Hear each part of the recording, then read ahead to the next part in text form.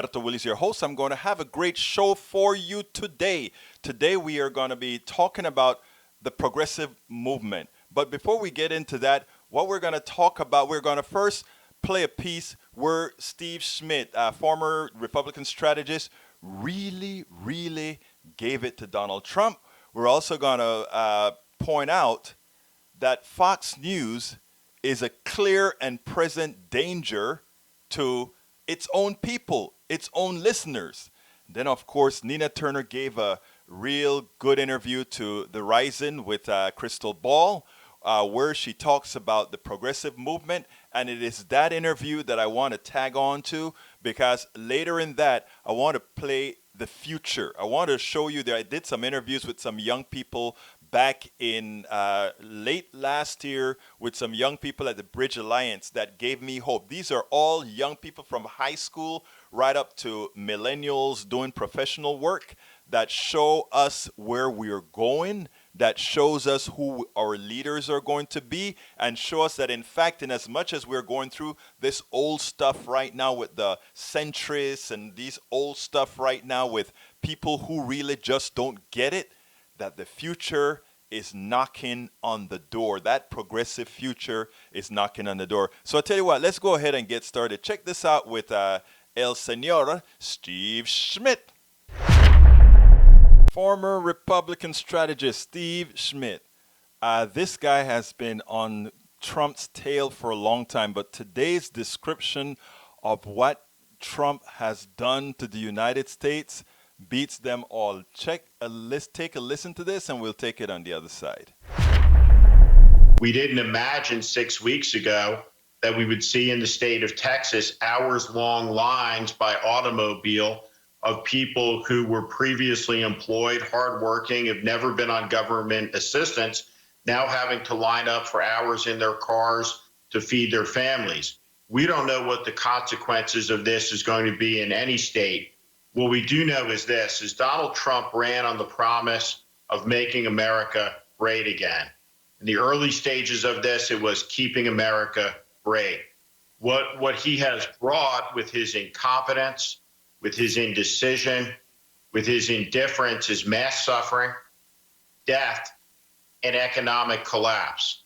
We have tens of thousands of Americans who will lose their lives. They didn't have to. We see an economic collapse that didn't have to be. And we see every indication things will continue to get worse because of the ineptitude of the response. And that's the president's legacy heading into the reelection, is the greatest disaster in the modern history of the country made worse by the ineptitude, inefficiency, and incompetence of the executive response to it. Wow. That's all you can say, right? Wow. And he got it right. Unfortunately, we don't have enough people laying those claims out. Not even our current, not even Biden would go that far. We had Nancy Pelosi who said it. She pretty much said that a lot of the deaths that are occurring today should be blamed on Trump justifiably. When they asked Biden about that, he balked. Well, we don't need to go that far. Well, here's Steve Schmidt, former Republican strategist, who hits the nail on the head. Trump was not only bad for the economy. Trump was not only bad for regulations. Trump has now cost the lives of many American citizens, and it is imperative that they don't allow his spinning to change that reality. Trump has caused the deaths of thousands. I'm Egberto Willis, host of Politics Done Right, an independent news program. I post several news videos of interest every day. I ask you so kindly to subscribe to my channel, and please leave me some comments. Thank you very much. Now, if you ever doubt that Fox News and the right wing is a clear and present danger, check this out. Fox News is going to get a whole lot of its listeners killed, and I hope the survivors, the relatives of those who were killed, go ahead and sue Fox News for misinforming good people. I mean, everybody is susceptible to bad information from those who they trust. And if those who they trust mislead them knowingly, they should pay a price for it. But check this out, and we'll talk about it on the other side. Given how off the models were from the outset by a factor of 10 at the upside, why are states like California even in shutdown anymore? Every politician, myself included sometimes, is just dancing around the issue. The American people get it. We got to reopen, and when we do, the coronavirus is going to spread faster, and we got to be ready for it. If you look at those numbers and see the comparable, we're going to have fewer fatalities from this than from the flu. For this, we scared the hell out of the American people. We lost 17 million jobs. We put a major dent in the economy. We closed down the schools. You heard Dr. Oz say we probably didn't have to do that. Shut down the churches and so on. This was not and is not a pandemic. 45,000 people a year die from automobile accidents, 480,000 from cigarettes, 360,000 a year from swimming pools, but we don't shut the country down for that, but yet we're doing it for this. Now, let's be clear. And what I'm going to do is I'm going to hit each one of those subjects real quickly. Laura Ingraham says, now that the reports didn't come in, or the deaths didn't come in as bad as the reports, why don't California open? The reality is, first of all, the deaths have not come into the maximum of the reports. You know why? Because people started to follow the rules. We had the lockdown, we had people wearing face masks, and people started to take things seriously. And in those places where they started to take things seriously, we got the curve turning around. When we have Senator from Louisiana talking about, let's open the country up, and yeah, people are going to get sick, but we just better be prepared for that. Well, the country is closed right now. People are getting sick, and it's creaming places like New York, places like New Jersey. It had Washington State in a problem for a while. So with controls on, these people are in trouble. Open the country up. What do we do with the 2 to 3 to 4% that will get, or the 15% or so that will get real sick, and those that will need ventilators? I don't know if he understands what he's talking about. Bill Bennett says, oh my God, this is just like the flu, and probably the flu will kill more people than this is going to kill. That is likely not the case. This is probably going to kill more people than the flu, but the problem is how it does it. The problem is the contagion. Look, there was a time that I was fooled into belief if it kills 2 or 3%, it is like other contagions, etc., etc., etc. Well, the truth of the matter is, the infectiousness of this disease and the ad hoc manner in which it attacks people without them really knowing how they got it makes a big difference. And just saying opening the country up because the schools would have done just fine makes absolutely no sense. Bill Bennett was an educator or was an administrator in education. He should know better than that. Saying what he's saying is sentencing people to death. But Dr. Phil is the one that should upset one the most. Dr. Phil used 3 examples as to why, we haven't shut down the country for automobile accidents. We haven't shut down the country for swimming pools. We haven't shut down the country for cigarette smoking, which all kill a whole lot of people as well. And he's right. All those things kill a whole lot of people. But for all those things that he pointed out, these are voluntary things. These are things people do voluntarily. They drive voluntarily, they smoke voluntarily, and they swim voluntarily. And even if it's a child who drowns, or even if it's a pedestrian who gets hit by a car, again, there is a certain known to that. However, when somebody passes you randomly with coronavirus, if you get it because accidentally they dribbled or sneezed, or maybe it's an aerosol, we are not quite sure yet, and you get it, there's a certain lack of control. Look at the people who have gotten the disease thus far, haven't a clue where they got it. Yes, it's community transmissions. Folks, these people at Fox News are dangerous because they give people a sense. They're trying to put within people's psyche that somehow this is an overreaction, that somehow the reason why they're doing this, there are all kind of myths out there. Oh, we're trying to hurt Donald Trump. I don't think anybody wants to hurt Donald Trump. By the current death count right now is about 35,000 people. Nobody wants to hurt Donald Trump by killing 35,000 people. But I tell you what, Senator Kennedy should go to South America and see what's going on in Guayaquil, Ecuador. In Guayaquil, Ecuador, they've lost control. People are just putting their parents' bodies outside on the benches on the streets. And it's not only Guayaquil where that is happening. In places like the country that I'm originally from, Panama, people are locked in the homes. I'm talking to friends over the internet who are, when is this going to be over? They're taking this seriously to bend the curve. They're taking this seriously to try to mitigate this thing until we get a vaccine. That's going to be the only ultimate solution to save a whole lot of lives. We don't know who are the people that don't get it quite easily. We don't know who are the people that are passing this thing without having any symptoms. We don't know any of that. So it's definitely very irresponsible to just say, go out there. So 20% of you are going to get very, very, very sick. More than 75% of you are going to get the virus, and about 2 to 3 to 4% of you are going to die.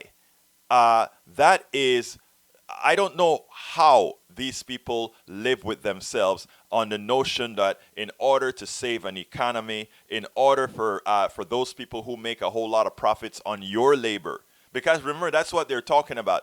They don't want this sit back. We are saying, let's put the portions of our economy that we can on pause to save lives, to figure this thing out. They're saying, and by the way, and in the process, let's make government create financial platforms for you to spend on your essentials. That is what we want.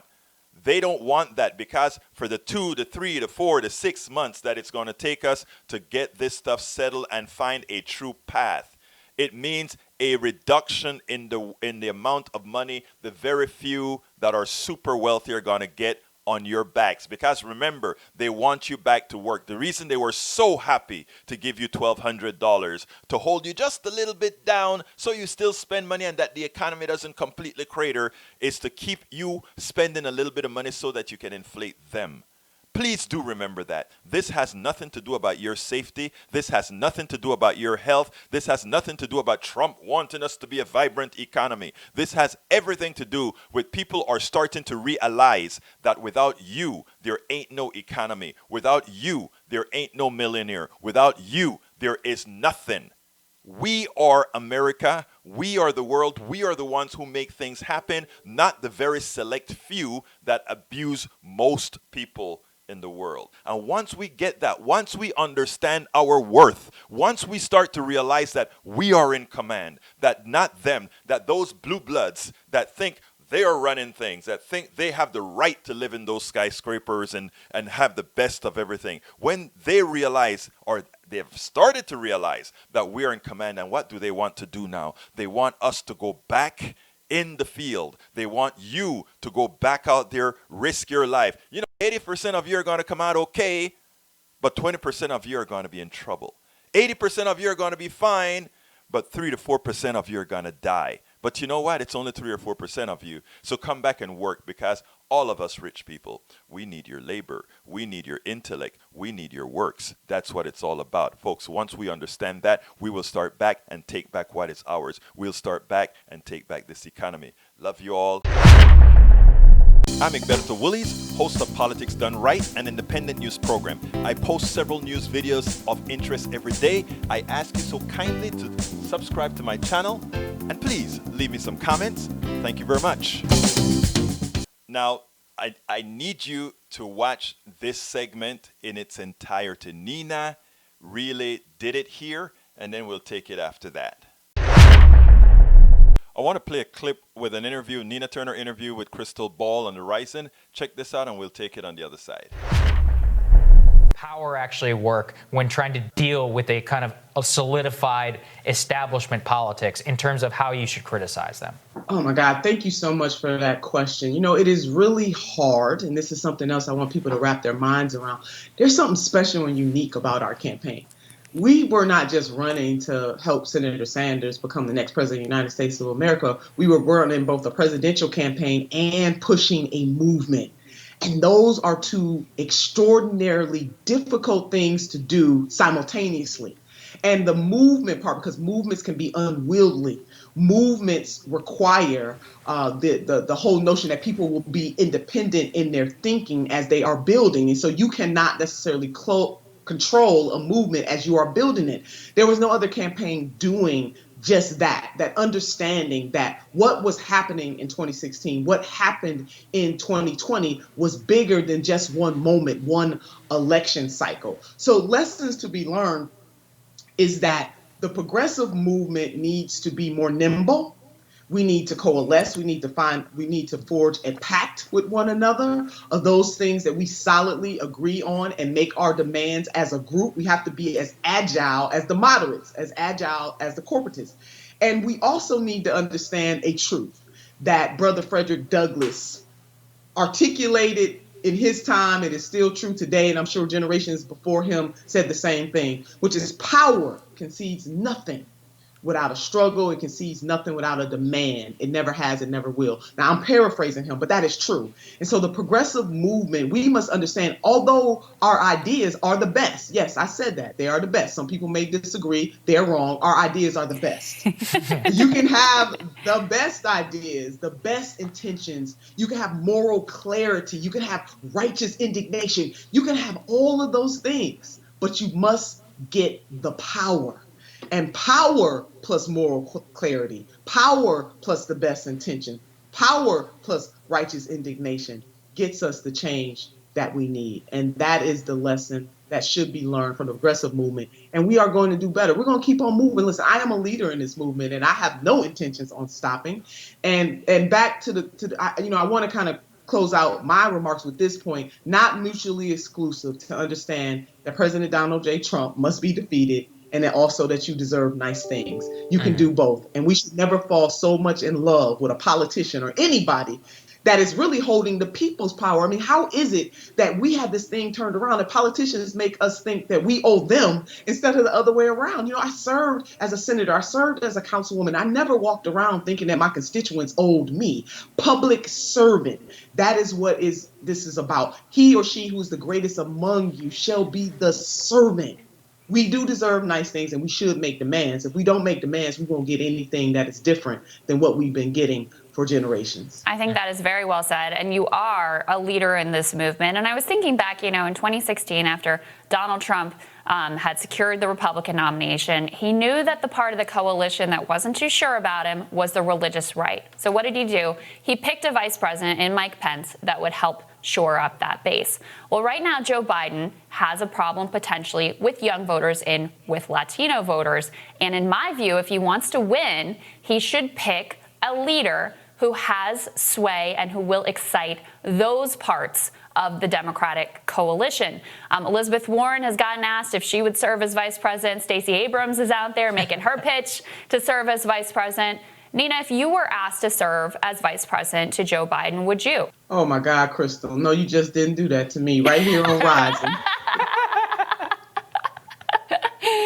I don't have to worry about that fantasy. It's not gonna happen. I'm too much of a truth teller for the corporatist Dems.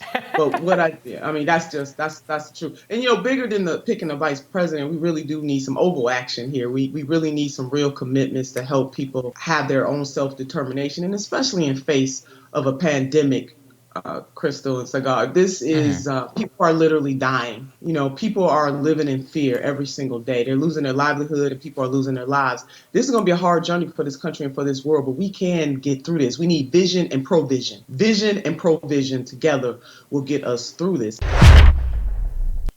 Actually, that is so true. Now, Nina Turner, the media, many right here in the Democratic Party, have already or constantly try to make her the angry black woman, and in doing so with an attempt to let you not listen to what she is saying, but looking at her through a particular lens that demeans her.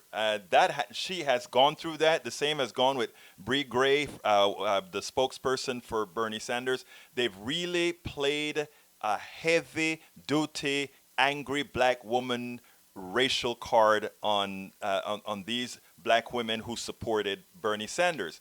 That said, listen to her words, because they're important for the progressive movement. And she is very, very well respected in the progressive movement that was under the domain, under the following the same movement with Bernie Sanders. I've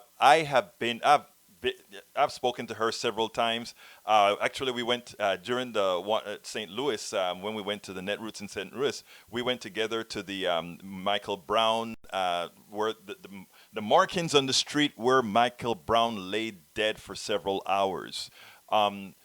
We did some stuff out there. Now, the thing about it is she made some very important points I hope people realize. And like I said, a lot of folks, they have demeaned her so much that folks look at her through tunnel vision and not expand on what she's saying. She's right. She's absolutely right. You can have all the best intentions. She's right.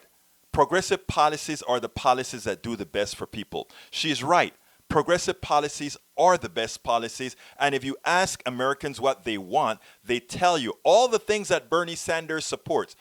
Most Democrats and a large percentage of independents and a large percentage of Republicans support these policies when said in the abstract. When it's not tied to any particular candidate, that's what they want. The exit polls out of the Democratic primaries said that these are the policies Americans want. But what Americans lacked is the feeling of empowerment. And when you hear her talk about good intentions without power gives you nothing, she's absolutely right. You can have the best intentions if you don't have the power behind it. If you don't have the power of execution behind it, then it will never be realized. And that is what was missing. That is what was missing as Bernie Sanders started to make his progression. The power was behind another candidate. You have to first assert power to win, power to get your ideas out. And what she's pointing to within this movement is this movement within that party, the leftward movement within that party has to earn the trust, the belief of these people so that they would usurp the power from those who are misusing it right now. At the end of the interview, at the end of the clip, she said something that is even so much more important. What a politician is supposed to be. A politician is supposed to be that person who feels like they are there to serve the people and not the people serve them. In other words, they serve at the mercy of the people. The people want these things effected. They serve for the people. Those of us who want to be in this sort of a domain, who are trying to attract people, we have to realize that so importantly. Serve, serve, serve. Yourself behind. First, the people. Because they are looking up to you so that you can do what? Serve them. And we have lost that. We have lost that. We have made politicians. We have made hosts. We have made all these people celebrities when the purpose, the job of the media, the job of the politician, the job of all these people are what? To serve. And when the people get in their heads that we are supposed to be serving you, then they will be more empowered to do what needs to be done. I'm Egberto Willies, host of Politics Done Right, an independent news program. I post several news videos of interest every day. I ask you so kindly to subscribe to my channel and please leave me some comments. Thank you very much. Now, I interviewed these 4 young people from high schooler right up to millennial out of college for some time, having gone to Africa and done some work elsewhere. Real good stuff. Check out these 4 interviews and we'll take it then on the other side.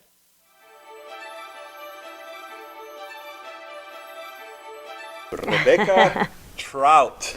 Thank you so much for having me. It's been great meeting you here at the Bridge Alliance. Well, you know, I want to tell the audience an interesting thing because we got into the conference and the conference gave us the first question. One of the first questions was ask the other person exactly who they are. And You gave me an answer, and I want you to repeat sort of the answer that you gave me. Who are you? Sure. I am an extremely lucky individual, and I feel a calling to use my place of privilege to make a difference in this world, and to bring some of that privilege and give it away in pieces to parts of the population that are still receiving and experiencing injustices. Yeah, the way you explained it earlier, though, I don't know if you saw the expression on my face, because we weren't talking about those kinds of issues or anything like that. It just kind of flowed out of your voice, like, oh, I have to do. It was like, I have to do this, I have to do that, and I think there's a certain amount of maturity to understand that really that's not a giveaway, but that is a bringing up of people, and that's what I could get in the expression of what you were talking about, which I think is very important. Yes, absolutely. I think that it's really incumbent upon us as individuals to use our place in society, our unique skills, and to bring those together and to lift everyone up. Right. To show that this is sort of intrinsic to you. I mean, tell us a little bit about what you did overseas, where you went, that sort of thing, because I found that most impressive there. Most people don't get a chance to do that. Most people don't do that. Yeah, I was really lucky and had the opportunity to join the Peace Corps, and I served in Botswana, where our primary cause was dealing with the HIV/AIDS epidemic over there. So I helped to capacity build local government's response to it, and also helped to build a youth center in my village. But I mean, other than that, I think you also learned the language. I did. I mean, I'm sitting down there and I'm like, this woman just get out of college and she decided to go to Botswana and learn a completely different language. What kind of thing brought that into you? Sure. Well, my now husband and I were in the nonprofit world in DC, and we loved what we were doing, but we felt like we were on this conveyor belt of life, as we like to call it at that time, and we really wanted to step outside of our comfort zone and to give back to the world in a more global sense than what we were doing before, life took its hold of you, and marriage and kids and all that stuff. So we were lucky enough to be able to kind of quit it all and join the Peace Corps together. And so you did all of that together? Yes, we did. That's great. Yeah, it was an awesome experience. Yeah. Now you are with the National Civic League. Exactly what does the National Civic League do? Yeah, so the National Civic League has been around since 1849, and we are focused on advancing civic engagement in local governments and communities. And so what we mean by that is encouraging local governments to really involve people in problem solving and in decision making. Okay, now I'm going to ask you this sort of a complex question. What ails America? You're a millennial, okay? I've always said, it's all up to you guys now. What ails America? What do we need to do going forward? I'm not speaking for my organization, but just speaking for myself. That's what I want. I think that if I had to pick one issue, it's really division caused by inequality in my mind. And I think that can be broad to include economic inequality, racial inequality, sexual inequality. And once we start bridging that gap, if you will, once we start getting closer to one another, I think you'll start seeing some of the problems in our society going away. Now, do you feel, there are some people right now that feel these problems are so perverse, it's just so vast that they just throw their hands up. What do you tell somebody who that's what they believe? I mean, I think I would tell that person that I've been there. Explain. I think, especially for a lot of us, that right after the 2016 election, we were at a loss. We felt like this country was extremely divided, and that there were too many. Even today, when we were talking at our table and we were coming up with challenges that needed to be fixed in the next 40 years, it was everything. It was the economy, it was housing, it was race relations, and that can be really overwhelming. And to people who do this work, most of us have pretty big hearts and can be a little sensitive. And so I think the first thing I would say is that I've been there, and that we all have that sort of advocate fatigue at times. And then the next thing I'd say is that but that doesn't matter. You have to keep doing the small things day in and day out. You have to keep leaning on each other, creating the alliances that we're seeing here at the Bridge Alliance, and making sure that we're not doing this work alone in silos, and that when we come together and we can all tackle those issues one by one, it's going to slowly become a domino effect, and we're going to start seeing real change. Now, you were very active on the table. You had a lot of opinions on the table, which is, I think it's a good thing, and I think we need to get a lot more opinions from to put it bluntly, from younger people. I mean, a lot of times we've come to these conferences and they've been dominated by baby boomers and maybe the older Gen Xers. And one of the things that I appreciate out of this conference is I got some of the most enlightening interviews that I've been doing, and some of the most the most enlightening comments that I've heard from people who stood up and spoke came from a lot of our millennials. I think many may have the millennials wrong as far as not being or involved as they should. So why don't you kind of help me out there? Sure. I think you're touching on my soapbox a little bit. I think that millennials get a little bit of bad rap. You have to keep in mind that income hasn't risen, that college debt is huge, that work hours are going up. And so we came into the workforce during the Great Recession and all of that, and there have been a lot of challenges. Housing prices, all of that keep escalating, cost of living escalating, but we're not seeing wages going up. Right. So I think millennials have a lot of challenges that I think baby boomers don't always give us credit for dealing with. And that two, we engage in a different way than is typical. Tell me about that. Well, I don't think that I'm telling you anything new, that millennials prefer to engage online as opposed to in person. Now, I do think that there is some merit in that, and that you sometimes need to show up to a physical space like this to share ideas and make time and room for that. But with economic challenges and things like that, that's not always the case. So we need to find new ways to engage people, whether that's social media, whether that's electronic town halls. We have to find a way that makes it easier, not just for millennials.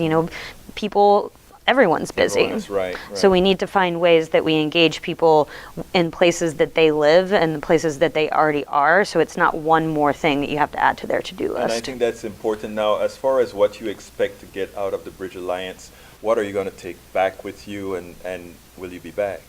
Sure. So this was my first time. I was not well acquainted with the Bridge Alliance, and so I think I'm going to return feeling a little bit refreshed, knowing that there are this many organizations and this many 90 so far. That's great, and knowing that there are this many people that are willing to take time out of their days to come and talk about these pressing issues.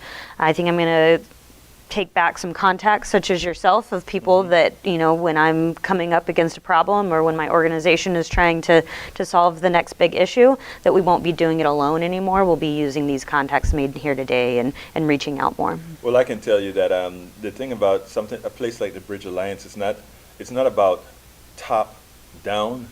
As you notice in that room, it was about everybody participating and people coming up with new ideas. People not only coming up with new ideas, but integrating ideas, and that's what I found useful. Like I told another person that I interviewed, I come here also, like you come here, to be refreshed, to learn, and to also try to impart on people my own ideas as I absorb theirs, because I think that is so important. And I can tell you one thing, I've learned a lot from you, Rebecca Trout. Thank you, sir. Thank you so kindly for being a part of the Bridge Alliance. Absolutely. Thanks for having me. It's great meeting you. So. I come to the Bridge Alliance conference every year. This is likely the best conference from a representation from the youth to ethnicity to gender. It's been wonderful. What is most impressive is the amount of young people here who know exactly what's going on and who are going into the community to do what needs to be done.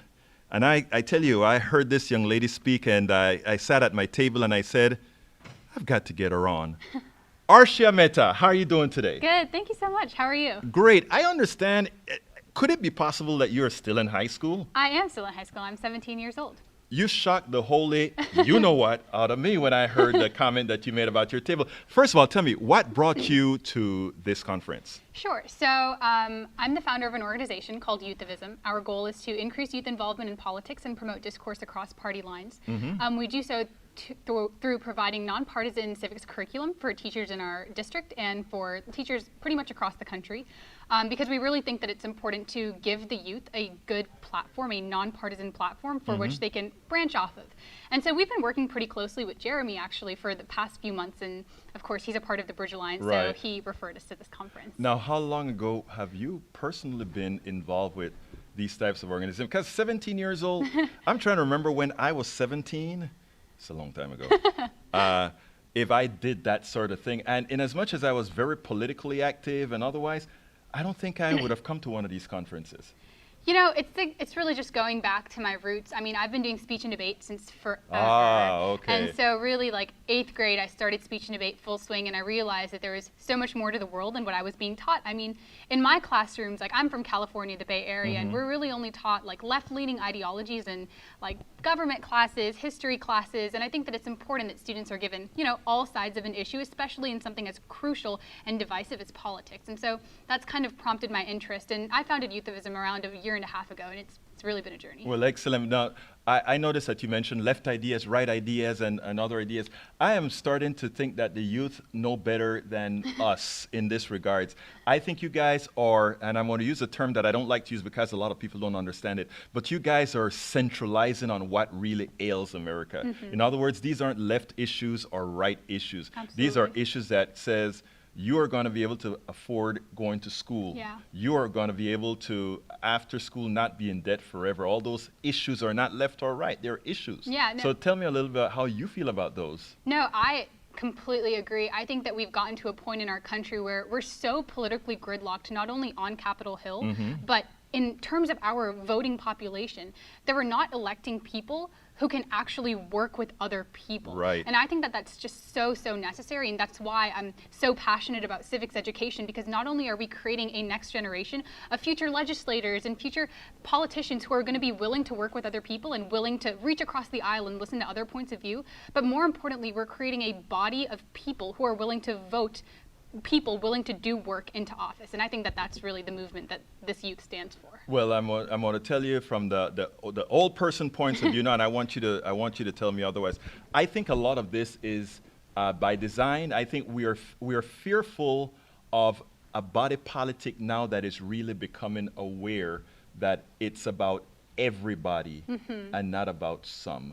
Yeah. Your thoughts? No, absolutely. I think that, you know, like I have really unique experiences, just I'm sure you do, in terms of my identity. Like being a woman of color in this country has really taught me to pave my own path and taught me certain unique experiences that I can only attribute to my identity. I think I've always known from a very young age that I need to pave a path for myself. And so that drive towards creating a future that's inclusive of gender, inclusive of race, inclusive of income, that's something that this youth like really stands for. And I think the way that you accomplish that is by giving everyone access to the same platform, whether it be a civics education platform, whether it be the income to go to college. And we stand for those policies and platforms. That's what we're so passionate about. And I think that is why the future looks better if we can give it a chance to grow. Absolutely. But we have to give it a chance to grow. Yeah. We can't stifle it now. Arshia Mehta, it's been my pleasure to have you on Politics Done Right. Thank you so much. I am the Bridge Alliance conference right now, and I can tell you that we are just blessed with having a lot of very smart, young activists who are making a difference. And I think it is important for us to highlight these people specifically because not we want to highlight them, but because we so need them. And today I'm honored to have Brial Ringer with Living Room Conversations. How are you doing, Brielle? I'm doing lovely, thank you. Look, first of all, what brought you to the Bridge Alliance conference? Yeah, so I work with Living Room Conversations using social media for social change and to grow our movement online, and for more people to be engaging with the conversations that we are having around a variety of topics and social issues, and really bringing people together to bridge divides through conversation. Now, you say conversations, Yes. conversations. I love the word. I mean, how do we start to get people to stop the bickering and stop the fighting and just say, let's talk? Yeah, so what we do... How did you do it? Yeah, so the important thing is we have a grounding set of principles and rules that everyone agrees to in the start of a conversation. And so everyone starting off and going into it, they know that they're coming in to have a respectful conversation where we're not going to, say you're wrong, that's not right, but we're really focused on like, what's your experience with this issue? Not like, what's your political opinion and all of those things, but like, what's your personal experience with this issue? And have you found it to be rewarding, first of all? Yeah, absolutely, to feel engaged in something that matters, something that's driving forward change. Okay, so that we can show people that this is something that is on all of us. Tell us a little bit about yourself. Yeah, okay. So I came to this work by being interested in social change and using social media to drive that forward. Outside of what I do with Living Room Conversations, I'm really curious about this idea of pleasure activism, which Explain that. Yeah, so it's really about our role as activists and artists is to make social change the most irresistible thing, to make it irresistible to want to drive forward change and to be engaged in movement work. I love that. Tell me the word again. Pleasure activism. Pleasure activism. Yes. I mean, if you have pleasure, if you're having pleasure doing something, Yes. you want to do it again. Exactly, and it's really, I really connected with Debbie Lynn shared when she was on the stage right before we went to break about like, we're doing this work because we enjoy it, because we want to be together, because it's fun and it's enjoyable, and we're having it be playful in the way that we're creating and co-creating change and shaping change together. Like, it has to be fun, it has to be enjoyable, and that's actually what makes our movement sustainable, is for us to have play, pleasure, all of that engage in the social change, in the movements that we're creating. Like, we want to enjoy doing the work that we're doing, and so making that a part of everything that we're building and creating. Like, and that was something that I shared too about the importance of focusing on what we are stand for rather than what we stand against. You went ahead of me right there. One of the reasons that you are here is I was in the ballroom and you stood up, and actually I've got to tell you it was more a learning experience for me, your statement, because in as much as I felt it and believed it, what was important about it is many times in my narrative, and by the way, people change my narrative all of the time. On the radio, I listen to what people have to say, and I can tell you that you have changed my narrative. Focus absolutely more. I tell you what, before we go, tell us what you stood up and said, and then I'll put my little post-amble onto it. Yeah, absolutely. So I talked about the importance of us in this movement as seeing our power and our role as co-creators shaping change. And in that, what we pay attention to grows. So if all we're focused on is the heaviness and like everything that's wrong and everything that we need to like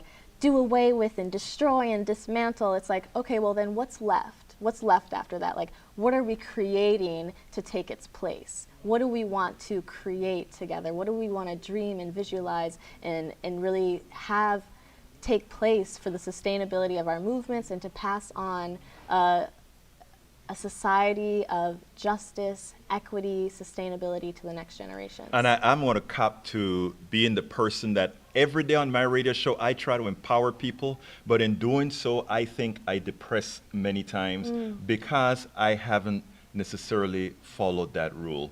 And while you were talking, I'm going to tell you what hit me. I'll be honest with you. When you were talking, I'm sitting down there and I'm going through every politics done right that I've ever done. And I do it daily. So I have hundreds of them. And I'm thinking about, listen to what this young woman is saying. Listen to what appeals to her. And listen to what she's just said about pleasure activism. Who wants every day to be? And I'm like, I think I have to find a way to tweak my show into what you've just said. Yeah. Yes. I love that. I love that. It's about what we're creating together. Absolutely so. Absolutely so. Brielle Ringer, it was my pleasure to have you on such a board. pleasure. And not only that, please keep doing what you're doing, and please keep talking, because your words change people. Your words change people, and your words have changed politics done right. I can't wait to tune in. All right. Thank you so kindly. Thank Willis, you. I'm here with Afia Yunus and at the Bridge Alliance Conference. We sat at the table together, and one of the most prescient statements that we had came from her, an immigrant from another. Well, I think were you born here, or? I was born here, yeah. Yeah, from a young woman from immigrant families. Her perspective, I thought, was most important. Afia Yunus, so nice to see you. Welcome aboard. First of all, let's talk a little bit about the statement you made on our table during our little discussion about coming here and not realizing that you just may have been part of the problem as well. The thing I find interesting is a lot of immigrants and children of immigrants tend to remove themselves from the systemic institutionalized racism that exists in this country. Right. And what I found is it's important for us to realize that even by the nature of us being here, we are recipients of the privilege that came from being non-Black. Right. And so just recognizing that we're part of that system, right. we operate within that system, and we receive benefits from that system is very important. And you said it's very important. Why is it important? I mean, saying it's very important is one thing. Mm-hmm. Explaining the rationale, because what you find is a lot of times you are used as the excuse for hurting somebody else, even if they think they're not. So explain. Well, step one is awareness. Right. And I believe in a specific type of model in becoming an agent of change. Mm-hmm. Step one is awareness, right. which then creates empathy, mm-hmm. which then creates the humility necessary to actually become an agent of change. You're part of the problem right. if you don't realize what role you play in this society. That's what will create the spark to actually do something about it. You know, we're at a table, and you know, a lot of people say if you're not at the table, you're on the menu. And I think if I'm a person of privilege, mm-hmm. right, and I recognize that, then and only then will I be willing to pull up a chair for someone else. Now, when I was given my narrative, there's a word that I use and that you took exception to. Help. Yeah. Explain, first of all, what was it in the way that it was used that needs to be corrected? Yeah, it's, you know, I've heard this term help a lot, you know, on the progressive left side and on the conservative right. To me, the word help implies that I have and you have not. Mm-hmm. And that I have come to be your savior mm-hmm. and give you what you don't have. And I'd like to shift that to now using the word service and serve. Because what that implies is we can mutually benefit each other. And we both have resources that we can bring to the table. And let's move away from I have this and I'm going to give it to you, and instead say I'm going to serve you and our common cause, because we both have resources and assets. You know, I've been, you know, when I talk about, you know, I think folks need to do things that help. I never took it that way. And after you said that, I thought back and I said, you know what? That is absolutely true. That is actually disempowering to some. Mm-hmm. If you look at it deep inside, if I have to require help, if I, you know, it is ironic that that's how I expressed it, because generally in my narrative it is about not asking but taking what's yours. That has always been my narrative on politics done right. We don't ask for somebody to give us our freedom. We don't ask for anybody to do those things. But at the same time, when we spoke, I used the word help as if, you know, so I accept that as it's something that we have to work on in language because actually it permutes itself into something else. Yeah, and it can, just like you said, it can be disempowering to the people that we're trying to serve. Right. And what brought me here today is that I'm on the board of the One America movement, and we're an organization that really lives by that principle that when we try to serve, when we create projects of bringing different multi-faith groups together, the first thing we do is ask the community, like, how can we serve? You know, how can we help each other? What resources do you have? What resources do we have? And let's uplift and empower each other. Now, the Bridge Alliance, when you decided to come here, what do you want to leave with? There's a reason you came. What do you want to leave with?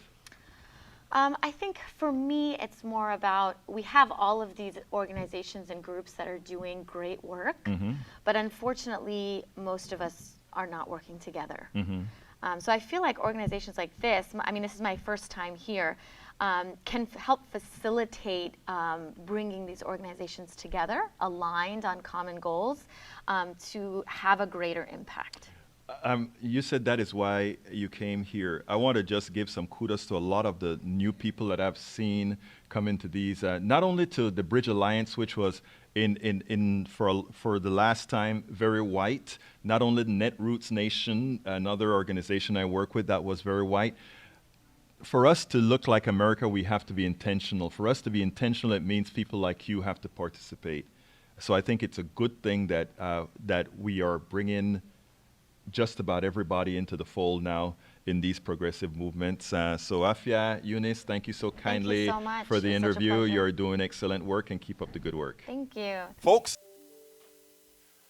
those young people, they represent the future. And with young people like that, I know that our future is going to be in good hands. But we have to give that bridge. We have to be that bridge to give them a chance to make it. We can't hand them over a country in complete rubbles. We can't hand them something that is missing. That is what the progressive movement is all about.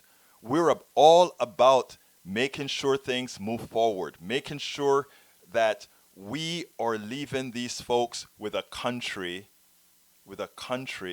they can do something with. I tell you what, a lot of folks are complaining about who, Biden or Donald Trump or Bernie Sanders or Elizabeth Warren. What's interesting is these are all people in their 70s. Do they really understand all the solutions that the new generation is going to need? Hell, my generation as a boomer still. Well, I like to call myself a young boomer or old Gen Xer. Do they really understand the problems that's going to afflict these people that are coming? And I don't think they do. And that's one of the reasons why we have to lay the platform for them. And the platform for them are things like the Green New Deal, are things like Medicare for All, are things like the forgiveness of student loans, are things like getting free education or free to, I call it to pay it forward tuition. We are going to need their kids, a subsidized care for kids because of the change in the economic model. You know what? Coronavirus gives us an opportunity, given that the entire economy is now in shambles, gives us the opportunity to reprioritize where we need to go. And if we look forward, and if we start being concerned with those who we should be concerned about, yes, take care of the older folk, make sure that they have they continue to have a pleasurable life, but not leave the kids in a desolate state. Not take everything, not leave them with a horrendous environment, not leave them with the inability to educate themselves, not leave them with the inability to have all the things that we've had. If we go there, if we do the right thing, then we can all live out a good life, both the older folk and the younger folk. These 4 young people that I spoke to, along with many others that I continue to speak to, give me hope the progressive movement gives them hope. Folks, as you know, this program does need your support. I want to ask you so kindly to become members, to become subscribers of Politics Done Right. Please go to Patreon, patreon.com/Politics Done Right, and support something that you know is good for where we need to go as a country, where somebody or an organization that is actually doing something to not only move the message forward, but be a part of that message going forward. So you can support us. You can actually support independent media by going to patreon.com/Politics Done Right. That is patreon.com/Politics Done Right. Alternatively, if you want to give a contribution to the program, go to paypal.me/Politics Done Right. Again, that is paypal.me/Politics Done Right. But please, as well, we have a lot of t-shirts and cups and all of that at our store. Please consider going to our store at store.politicsdoneright.com. That is store.politicsdoneright.com. And of course, you can also get a copy of our book, As I See It, Class Warfare, the Only Resort to Right-Wing Doom. You can get it at Amazon if you'd like to. If you want to cut out the middleman, you can go directly to store.politicsdoneright.com and get the book. Same applies to my story about trying to get healthy and how I did it, lose weight and be fit. Now, activists don't have to be out of shape or whether physically or otherwise. That's a true story of all the tribulations that I went through. Check it out either again at Amazon. If you want to cut out the middle person, go ahead and get it directly at our store, store.politicsdoneright.com. Look, I appreciate your ears. I kindly thank you for listening to the program. We have to do all of this together. Let's go ahead and make that change. Let's go ahead and empower people. Let's go ahead and ensure that they realize that politicians, media folk, everybody, we are here to serve, and it's not the other way around. My name is Egberto Willis, and you know how I end this program. I am what? Out! I'm Egberto Willis, host of Politics Done Right, an independent news program. I post several news videos of interest every day. I ask you so kindly to subscribe to my channel, and please leave me some comments. Thank you very much.